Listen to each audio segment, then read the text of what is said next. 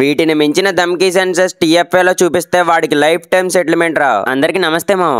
ఈ రోజు టీఎఫ్ఏ లో ఉన్న బెస్ట్ ధమ్కీ సీన్స్ ఏంటో ఈ వీడియోలో చూద్దాం. అసలు ఒక ధమ్కీ డైలాగ్ తో కూడా విలన్స్ ని చంపేయొచ్చా అనేలా ఉంటాయి ఇప్పుడు నేను చెప్పబోయేవి. ఇంకా లేకుండా స్టార్ట్ చేసేద్దాం. ఫస్ట్ విక్రమార్కుడు మూవీ మొత్తం ఒక లెవెల్లో ఉంటే ఈ ఒక్క ధమ్కీ సెన్స్ మాత్రం నెక్స్ట్ లెవెల్లో ఉంటుంది. ఎందుకంటే అక్కడ విలన్స్ కి ఒక ధమ్కీ డైలాగ్ చెప్తాడు. పోలీసుడే కాదు వాడి ఒంటి మీద ఉన్న యూనిఫామ్ కూడా డ్యూటీ చేస్తది. అసలు ఏమన్నా ధమ్కీ సీనా ఇదైతే. ఆ డైలాగ్ అయితే ఆ మూవీలోనే కాదు, పోలీస్ డ్రెస్ వేసుకున్న ప్రతి మూవీకి కూడా ఒక ఎలివేషన్ లా ఉంటుంది. ఆ డైలాగ్ అయితే ఊరికే అనలేదు కదా, రవితేజ అన్న రాజమౌళి డైరెక్షన్ నే డామినేట్ చేశాడని. రవితేజ అన్న కెరీర్ బెస్ట్ ధమ్కీ సెన్స్ అంటే ఇది మాత్రమే గుర్తొస్తుంది. Next NTR Trivikram Aravinda Sametha movie. ఈ మూవీలో ఇక్కడ ఎన్టీఆర్ అని ఇచ్చే ధమ్కీ సీన్ ఎలా ఉంటుందంటే అక్కడ ఎన్టీఆర్ అన్న మాట్లాడుతున్నట్టు ఉండదు, చావు విలన్స్ తో మాట్లాడుతున్నట్టే ఉంటుంది. అసలు మాటలతో కూడా విలన్స్ ని చంపేయొచ్చు అనేలా ఉంటుంది ఈ ధమ్కీ సీన్ అయితే. ఆల్రెడీ బ్రహ్మాజీ అంటాడు చావుకు గాని గొంతుంటే ఇలానే ఉంటుందా అని. నేను ఇదేదో ఎలివేషన్ కోసం చెప్పట్లే,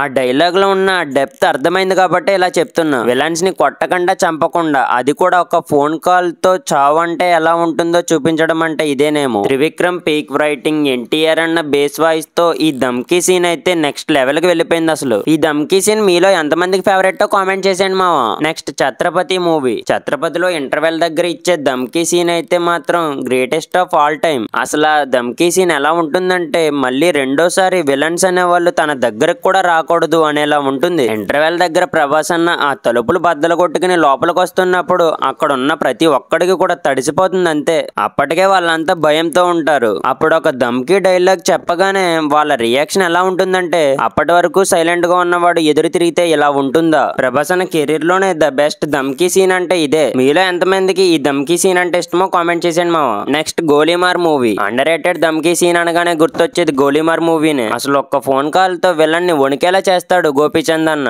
అప్పటి వరకు రా బే అన్న విలన్ కూడా బాయ్ అంటాడు గోపీచంద్ అన్నని. ఫోన్ కాల్ తో భయపెట్టడం ఏంటన్నా బాబు, మాట్లాడితే శత్రువులు కూడా వింటారు అనేది ప్రూవ్ చేశాడు గోపీచంద్ అన్న. పూరి జగన్నాథ్ గారు ఎలా రాసారో గానీ నెక్స్ట్ లెవెల్. అసలు గోపీచంద్ అన్న కెరీర్ లో బెస్ట్ ధమ్కీ సీన్ అంటే ఇది మాత్రమే. మీలో ఎంతమందికి ఈ ధమ్కీ సీన్ అంటే ఇష్టమో కామెంట్ చేసేయండి మా.